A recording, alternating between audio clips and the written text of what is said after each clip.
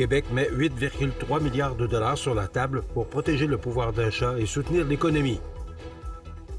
Les entreprises respirent enfin, un allègement fiscal accueilli comme une bouffée d'air frais. Mobilisation provinciale pour contrer la violence entre partenaires intimes.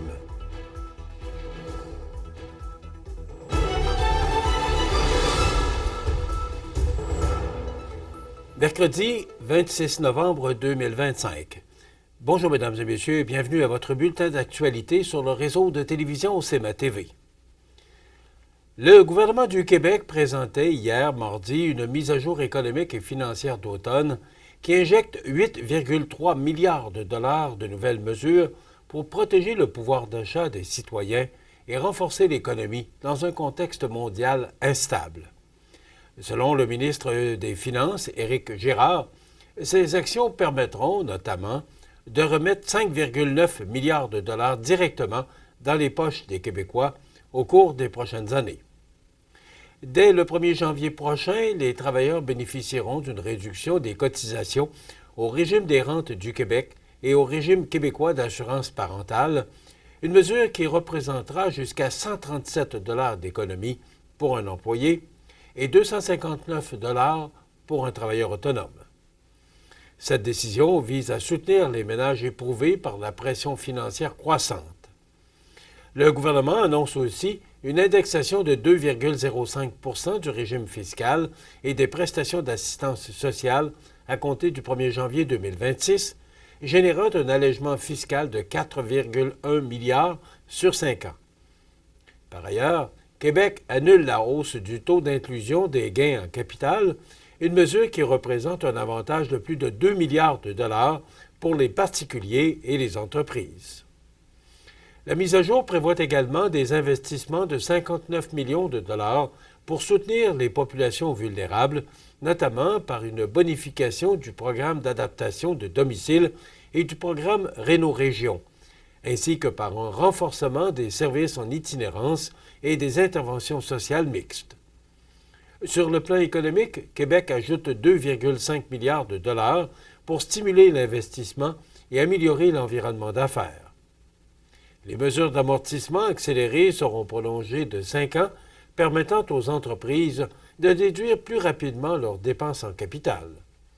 Une réduction des taux de cotisation des employeurs au RRQ et au RQAP générera par ailleurs 400 millions de dollars d'économies annuelles pour près de 280 000 employeurs.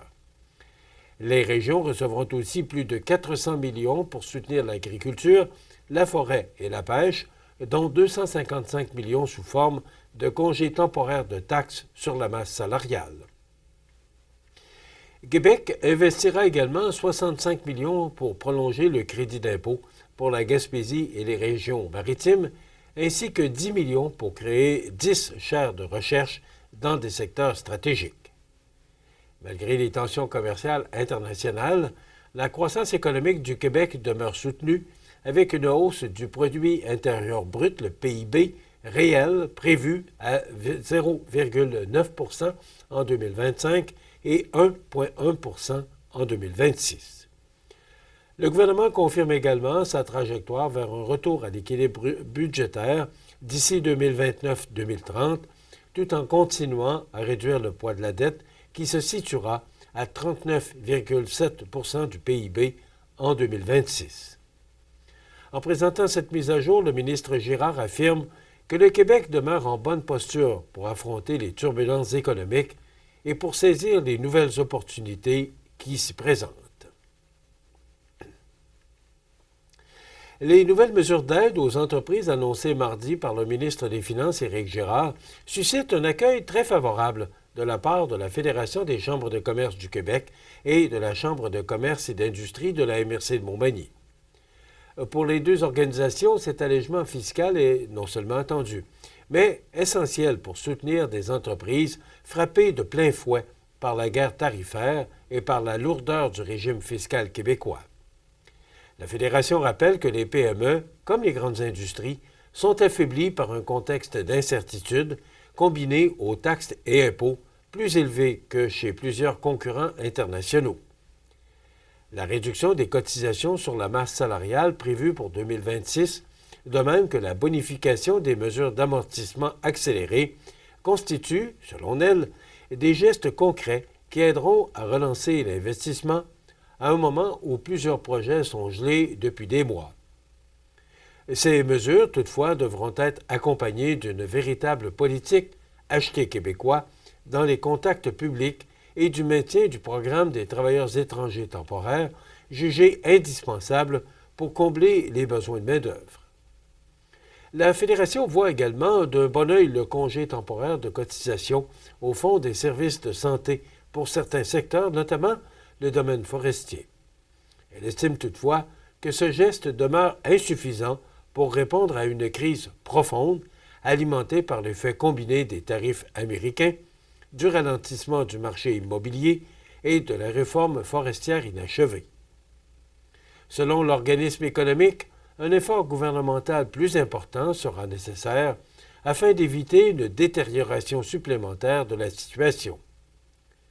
3 autres mesures, jugées cruciales, sont absentes de la mise à jour budgétaire, dont celle d'un engagement clair envers les entreprises québécoises dans l'octroi des contrats publics, un moratoire sur le durcissement du programme des travailleurs étrangers temporaires et un soutien accru à la diversification des marchés d'exportation. Ce trio de priorités est considéré comme indispensable pour maintenir l'activité économique dans plusieurs régions. Les chambres de commerce dénoncent par ailleurs le détournement de 1,8 milliard de dollars du Fonds d'électrification et de changement climatique vers le Fonds des opérations, rappelant que ce sont des entreprises qui financent ce fonds par l'achat de droits d'émission. Ces sommes, selon elle, doivent impérativement servir à la décarbonisation. Enfin, la Fédération des chambres de commerce du Québec rappelle que les exportateurs québécois subissent des tarifs moyens de 5,3 %, bien au-dessus de la moyenne canadienne, une pression tarifaire particulièrement lourde dans des régions comme le Saguenay-Lac-Saint-Jean, la Côte-Nord ou la Mauricie. Selon les chambres de commerce, cet allègement fiscal arrive donc à point pour redonner un souffle vital aux entreprises et soutenir la compétitivité du Québec. Une mobilisation provinciale pour contrer la violence entre partenaires intimes. Tous les détails après la pause. Le restaurant Pizzeria Porto Bellissimo, un incontournable à Saint-Jean-Port-Joli. Pizza débordante de garniture, menus variés et abordables. Délicieux desserts avec des produits de grande qualité des gâteries de l'Ami. Porto Bellissimo et les gâteries de l'Ami, route de l'église à Saint-Jean-Port-Joli. Animalerie Montmagny, on aime vos félins, parfois taquins. Oui, vos chiens, même les coquins. Vos oiseaux qui chantent en duo, c'est pour l'amour des animaux. Animalerie Montmagny, pour l'amour des animaux.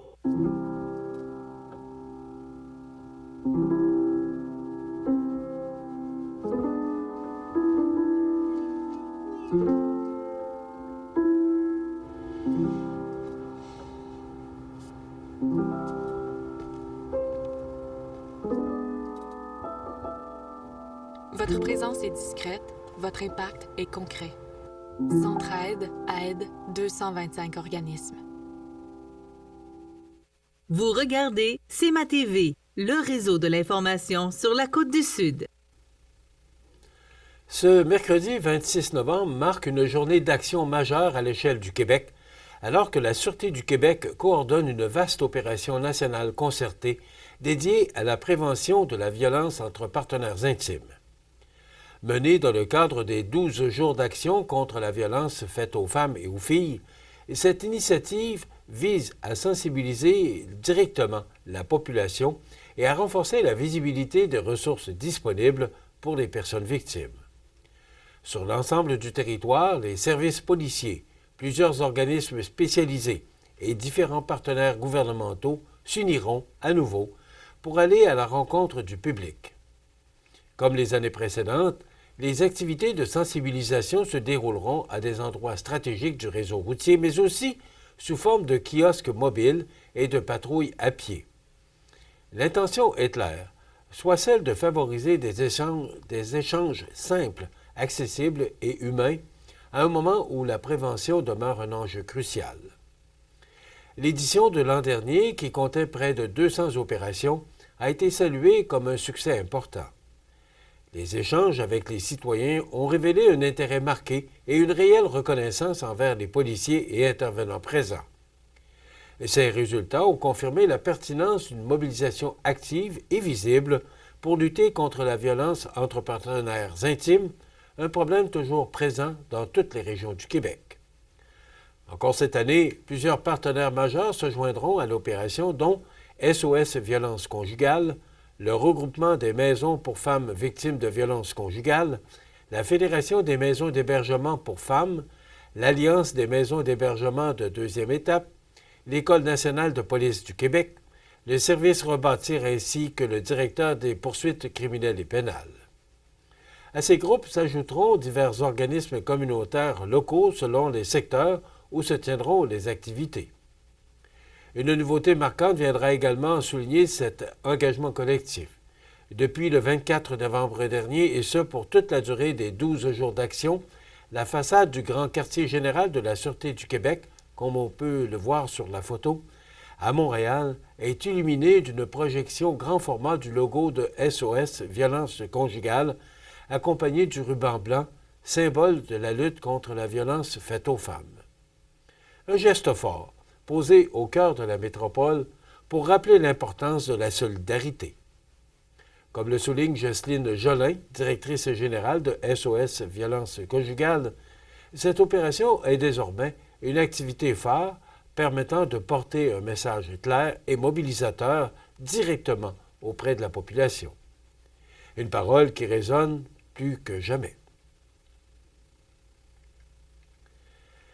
La communauté de Montmagny peut être fière puisque l'une de ses professionnels de la santé vient de recevoir un honneur prestigieux. En effet, lors du gala d'excellence en pharmacie communautaire tenu le 21 novembre dernier par l'Association québécoise des pharmaciens propriétaires, 7 membres du milieu pharmaceutique ont été célébrés pour leurs contributions remarquables, dont Nadia Gaulin, technicienne en pharmacie à la pharmacie Daniel Lachance, Charlène Saint-Pierre et Pierre-Marc Bélanger de Montmagny. Mme Gaulin s'est vue remettre le prix personnel technique de l'année, une distinction qui souligne les réalisations exceptionnelles de celles et ceux qui soutiennent le travail des pharmaciens et contribuent directement à améliorer les services offerts aux patients. Issue de la toute première cohorte du programme collégial en technique de pharmacie, elle s'est rapidement démarquée par son excellence académique, sa rigueur et sa détermination. Dans son milieu de travail, elle est reconnue comme une source d'inspiration autant pour ses collègues d'expérience que pour les nouveaux employés qu'elle accompagne avec bienveillance. Grâce à son sens de l'écoute, à sa patience et à son approche profondément humaine, elle établit un climat de confiance apprécié des patients qui savent pouvoir compter sur son professionnalisme. Son rôle dépasse largement les tâches techniques habituelles. Elle participe activement à la gestion des opérations, au suivi clinique, à la supervision des piluliers robotisés et à l'optimisation des services destinés aux patients. Son engagement contribue à soutenir efficacement l'équipe de pharmaciens et à assurer une qualité de service exemplaire au sein de l'établissement. L'Association québécoise des pharmaciens propriétaires, qui représente les 2100 pharmaciens propriétaires du Québec et les quelques 49 000 employés du secteur, rappelle que plus d'1 million de consultations ont lieu chaque semaine dans les pharmacies de la province. Une statistique qui illustre l'importance capitale du personnel technique et du travail quotidien des professionnels comme Nadia Gaulin, dont l'excellence et l'humanité contribuent directement au mieux-être de toute la communauté.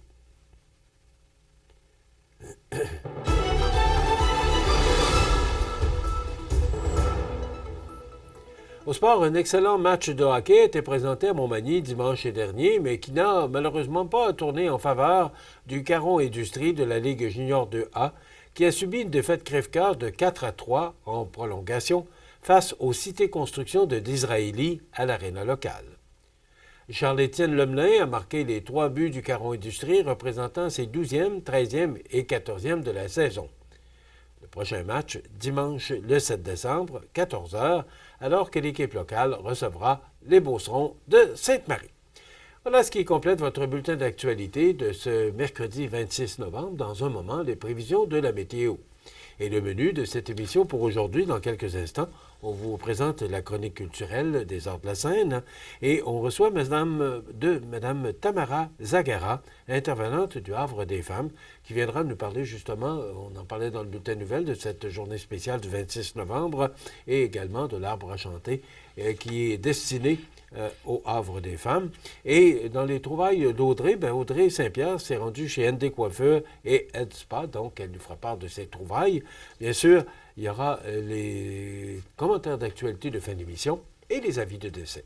C'est le menu qu'on vous propose pour cette émission du 26 novembre. Je vous souhaite donc une excellente émission à notre antenne.